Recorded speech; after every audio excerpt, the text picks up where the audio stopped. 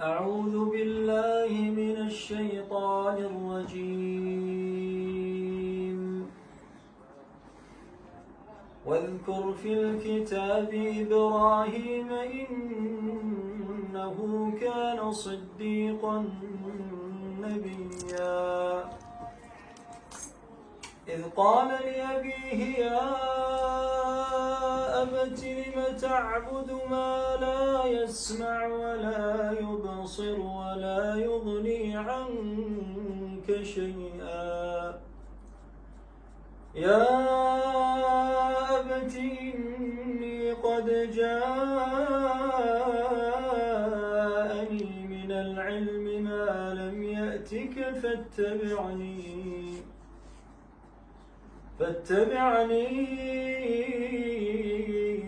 أهدك صراطا سويا يا أبت لا تعبد الشيطان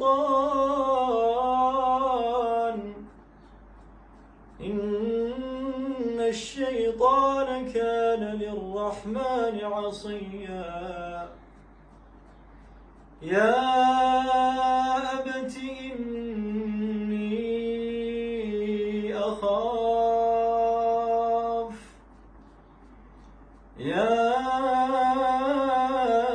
أبت إني أخاف أن يمسك عذاب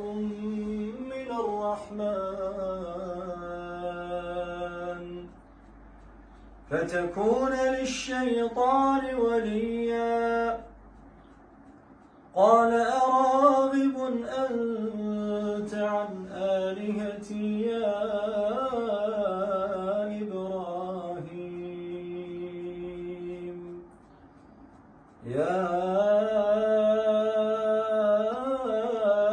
إبراهيم لئن لم تنته لأرجمنك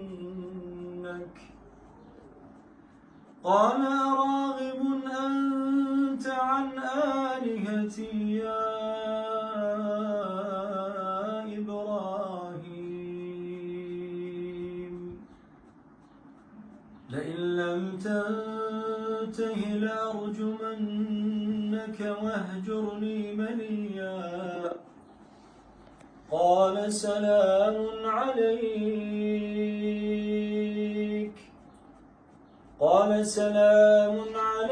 سأستغفر لك ربي إنه كان بي حفيا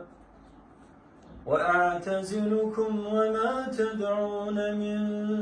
دون الله وأدعو ربي عسى ألا أكون بدعاء ربي شقيا فلما اعتزلهم وما يعبدون من دون الله وهبنا له إسحاق ويعقوب فلما اعتزلهم وما يعبدون من دون الله وهبنا له إسحاق ويعقوب وكلا جعلنا نبيا ووهبنا لهم من رحمتنا وجعلنا لهم لسان صدق عليا